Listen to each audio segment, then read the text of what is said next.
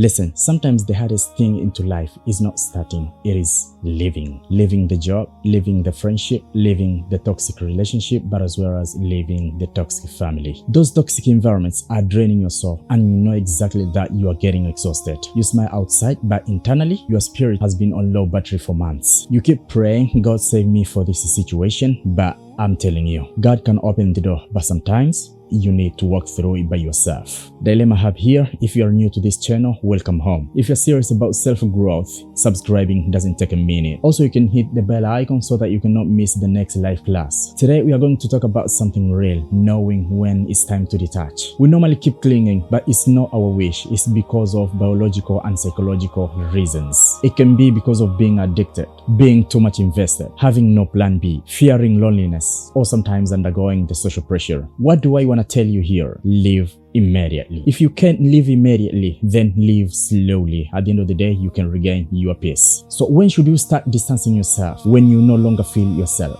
This is the first warning sign. You used to laugh more, dream bigger, and sometimes be confident on what you are doing. Now, you're constantly stressed, irritated, emotionally tired. Your job drains you. Your family conversations feel like a war. Your marriage or your date feels like walking on a spiky road. And the scary part, you're getting used to it. Let me give you these scenarios. You used to love Sundays. Now every Sunday evening feels like a funeral just because the Monday is coming. Your workplace insults you, overloads you, and underpays you. But you keep saying to yourself, at least I have a job. Meanwhile, your mental health is draining, is collapsing. Or you used to be confident, funny, and sometimes full of energy. You loved going out, creating content, spending time with friends, and sometimes focusing on your goals. And all of those were done before the relationship. But now, you overthink everything. You stare at your phone for hours waiting for a reply. You read the odd messages just like a detective trying to solve a crime. You panic when they become distant. You apologize even when you did nothing wrong. Why? Just to avoid conflict. Your friends say, bro, you have changed. And honestly, they are right. Maybe you stopped posting, you stopped laughing the same, you stopped chasing your goals. Why all those? Just because somebody's trying to control your peace. Imagine this, you're out with your friends at the restaurant, everybody's talking, joking, enjoying the out, but you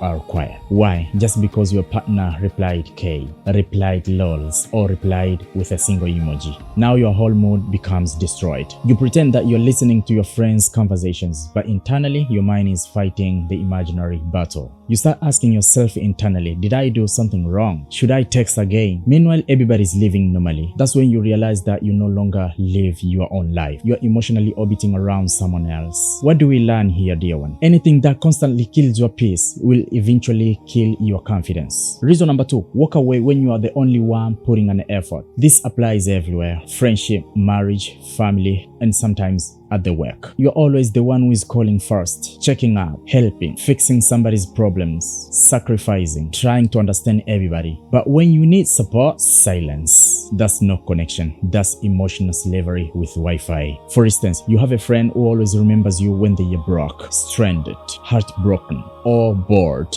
The moment their life improves, they disappear. Or maybe in your marriage, you are the one who is trying to communicate, but the other part or your partner is emotionally unavailable. I'm telling you, one-sided effort turns love into resentment later. Stop watering the dead plants and wondering why you're getting exhausted. Reason number 3, detach when disrespect becomes normal. This one is dangerous just because disrespect grows slowly. At first becomes a small joke, then manipulation, then insults. And before you realize it, the people speak to you in any way they want. For example, at your work, the toxic boss will humiliate you in the meeting. A friend constantly mocks your dreams and sometimes jokes beyond the boundaries. A family member talks to you just like you are worthless. A spouse speaks with insults and insults you directly, shouts at you for a little thing. And because you have tolerated for so long, they think that it is acceptable. Let's get into this real life scenario a bit before jumping into the other point. I have a friend who was undergoing the disrespect from the mother-in-law. She got married to a man who was actually living into his late father's house. So to help his mother, he had to live with her at his home. Almost 2 years since this incident started happening to her. She says her mother-in-law would enter into her room unexpectedly. She would even go far and start criticizing about the arrangement of the room, sometimes cleanliness, and sometimes the mother-in-law would go far and start insulting her family. And then when she discussed the matter with her husband, you know the power of the mom towards the son. The husband remained neutral. Then she decided to approach me and I gave her some strategic measures to take. What is the key point point here, the longer you tolerate the disrespect, the expensive your self-esteem becomes to repair. Reason number 4, when life keeps warning you. Sometimes life sends signs before the disaster comes. A mentor warns you, a friend notices that you are changing, your body becomes anxious, you lose sleep, you lose motivation, you lose joy. That's not random, dear one. That's your spirit trying to alert you. As usual, let me give you a real life scenario. You have been complaining about your work. Every day you tell yourself, I'm tired. Then one day you see another employee breaks down crying. 3 people resign in 1 month. Your family tells you that you're becoming bitter. You end up having debts despite having salary. At some point, that's no longer bad luck. That's a message. Remember,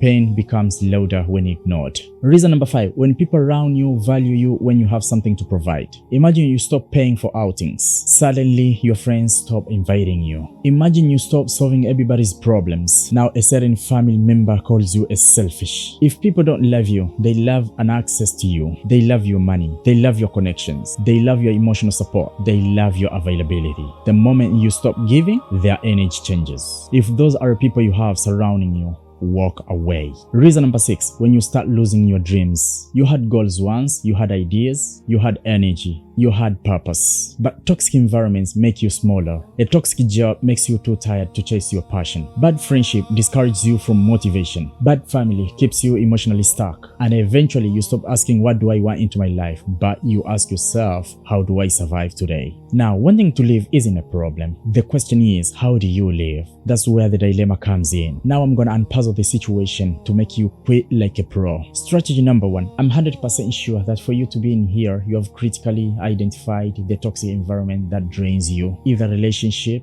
job, family, or friends. And that's one strategy. Step number 2. Commit yourself to live silently. Most of people tend to punish, retaliate, sabotage, guilty trip, or make the life harder when they sense that you are leaving. That means you should not reveal your plans so soon, because the moment they know, they may cut off resources, damage your reputation, increase control, or emotionally manipulate you into staying. Let's jump quickly into this scenario. Imagine a teacher working in a school with an abusive principal. The teacher now says, I'm thinking about leaving in the next semester. Then they miss deadlines. They become careless. They argue openly. They stop documenting works. Suddenly, their schedule becomes worse. They stop getting opportunities. Their mistakes get documented. Now the principal spreads that this teacher is unreliable for us. Now the teacher is trapped under pressure before even getting a new job. Now what is the smarter bridge strategy? You should quietly update your CV, apply elsewhere, collect recommendations, then resign once secure.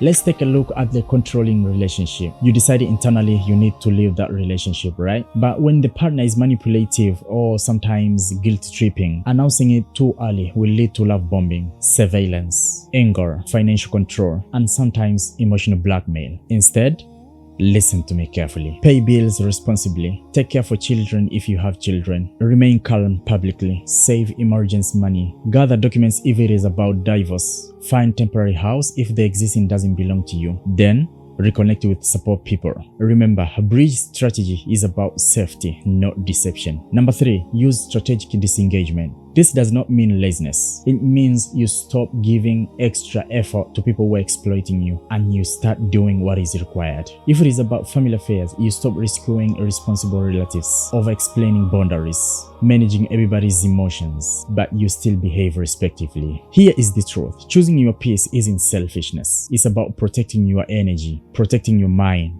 Some people will drain your spirit and they expect you to smile over it. No more of that, right? If you recognized yourself elsewhere in this video, now this is your reminder. You are allowed to outgrow the environments. You are allowed to choose yourself. And if leaving immediately is impossible, reduce slowly and wisely. One day you will look back and realize that walking away saved your life. So tell me in the comment which section hit the hardest: the toxic job, the fake friendship, the family pressure, or the marriage part. Be honest.